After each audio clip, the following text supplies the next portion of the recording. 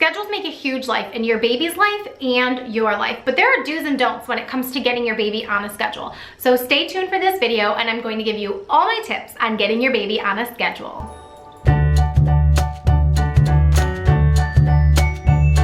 Months 0 through 3 in your baby's life is survival mode, aka the 4th trimester. You should not be concerned about getting your baby on a schedule at all during these first 3 months. So if you have some idea of putting your baby on a schedule like from day 1, I think you need to kind of throw that out the window and have realistic expectations.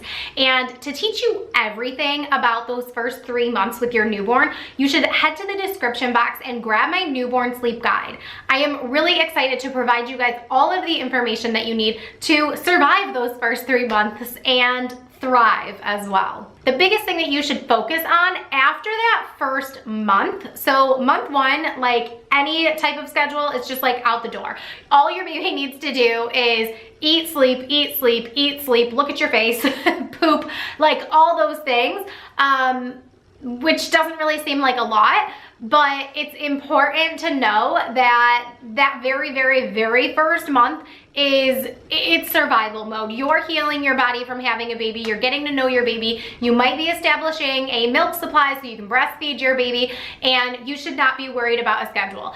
After that first month is when I start telling parents to get into the eat, play, sleep routine. So first, when your baby wakes up in the morning, you're gonna change their diaper and then feed them, and then they're gonna play. At 2 months old, it might be tummy time. It might be some face-to-face time where you're singing some songs. Very, very simple. Your baby's really only awake for a very short amount of time, and we'll get into that later. But once your baby is done playing is when your baby is going to sleep. Thus, eat, play, sleep. So your baby should be on this routine from about like turning 1 month old. You should start trying. I'm not saying it has to be perfect because it's not going to be, and you shouldn't expect it to be, but that's when you can start trying to have your baby eat after they sleep as opposed to eating to fall asleep.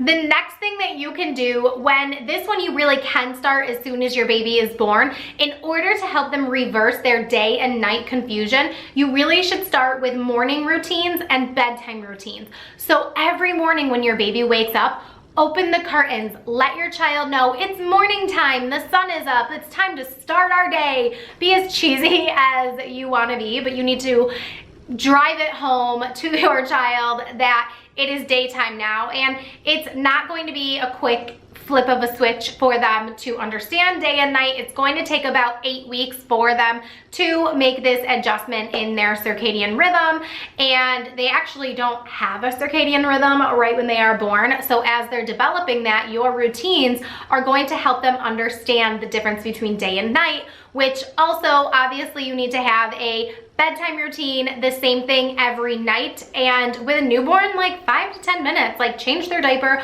put on their pajamas, put them in their sleep sack, and you know, give them hugs and kisses and snuggles and all the things that you do, and then you put them to bed. And obviously the first few months you are probably going to be putting your baby to sleep. You can give your baby the chance to fall asleep independently, but if it doesn't happen, it doesn't happen. Like, get your baby to sleep however you need. The third thing that is going to be so important from day 1 is respecting your baby's wake windows. Yes, you heard me, like respect. Respect those wake windows. If you are keeping your baby awake for too long, they're gonna be overtired and clingy and cranky and crying, and you're not gonna know what is wrong with them because you're gonna try and feed them and burp them and change them and all the different things. And if they're still not happy and you don't know what their wake window should be, then they're probably overtired. So grab this chart right here in the description box down below. You can download that and print it out, put it on your fridge or wherever you want to put it, like right outside your baby's room, print a couple copies, give them to family members, whatever you need to do. But you definitely need to know your baby's appropriate wake windows. Okay, so that covers your first 3 months. And now we are at 4 months old and you are really thinking of getting your baby on a schedule, but it's still too soon. You're not going by the clock yet. You need to be going by your baby's wake windows, and you might be noticing they may be able to stay awake a little longer. They can kind of play in some other areas, like they can start playing in their little baby gym where they're reaching for toys and having toys around them while they're doing tummy time. time so that they're reaching and stretching and growing and using all of their energy so that when it is time to sleep, they are ready to sleep. The biggest thing to know at 4 months old is that this is when sleep patterns change and babies' sleep habits are turning into more adult-like patterns. This is when you're gonna see that 4-month sleep regression, but really paying attention to your baby's wake windows is going to be the biggest key to success. So expect to be 1 step forward, 2 steps back, and expect to have that sleep regression, but just keep moving along. And that's basically what months 4 and 5 is gonna look like. Naps are going to be inconsistent. They won't be exactly the same length every single day, and you should expect that, and that's why we're following wake windows and not a set schedule. However, by 4 months old, and definitely by 5 months old, you should be waking your baby up at the same time every day, and you should be putting them down for nap number 1 at the same time every day. After that first nap, because you don't know how long they're gonna sleep, you have to follow their wake windows for the rest of the day. But when you have that very first morning wake up time exactly the same, so let's say 7 a.m., and then you have that first nap time exactly the same, maybe it's 8:30, 9 a.m., and it's the same thing every day, then they're going to start getting into more of a schedule, which brings me to 6 months. At 6 months old, your baby should be on a predictable 3-nap schedule every single day. This is when your baby should be falling asleep independently at bedtime. They should be sleeping through the night. They should be consolidating their naps, and they should have predictable naps. Now, you should be having an 1.5-hour morning nap, an hour afternoon nap, and a 3rd cat nap in the early evening. And then they are going down to bed independently and sleeping through the night, and life is great. If you're watching this video and your baby already is 6 months old, this is the perfect time to implement some changes, some sleep training strategies, and really get your child on a consistent schedule. Now we're jumping to between 7 and 9 months old. Your baby's wake windows are stretching. They are taking more consolidated naps. So maybe they're taking 1.5 to 2-hour naps every day, and you don't need that 3rd nap anymore. So now they are on an amazing schedule that is going to be consistent until they drop down to 1 nap. So you may have to tweak it here and there, but for the most part, between 7 and 9 months, once your baby is down to 2 naps, they are going to be on a very consistent schedule for quite a while.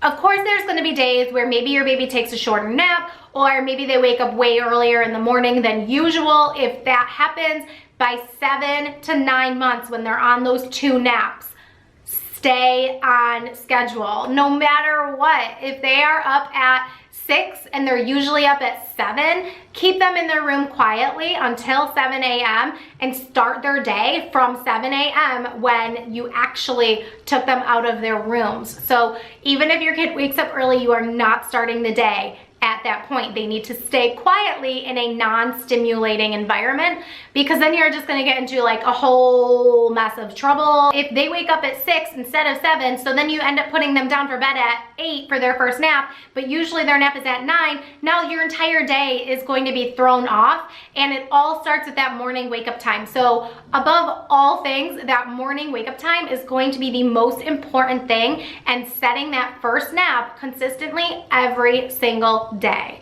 and then the rest of the day will follow. So this is where I generally talk about having structured freedom and following the 80-20 rule. I have a whole video on the 80-20 rule right here, so make sure you check that out. Structured freedom is a term that I love to use for parents who are afraid of schedules, and it's probably not pertainable to you, because if you're watching this video, you probably want your baby on a schedule. But structured freedom is basically the concept that when you know when your baby's naps are going to be and their schedule is predictable, you have the freedom to go out during the day and do what you want in between their naps. So they have their first nap, you go to the zoo, you have lunch, you come home and have that second nap. So it's very predictable, you know what to expect, and you can have some structured freedom. And that also ties into the 80-20 rule, where 80% of the time you follow their exact schedule, 20% of the time you can kind of stray from that. So maybe if you're at the zoo a little bit longer and you end up having a car nap, that's fine, as long as it's once a week. But definitely check out that video so that you have all the details about the 80-20 rule, because I don't want to have you just assume that you know everything about it based on like a 30-second clip about the 80-20 rule. So anyways, I hope that you enjoyed this video. Click this playlist over here for more baby sleep training tips. Click this button over here to subscribe to my channel so you don't miss a video, and keep blooming. Mwah.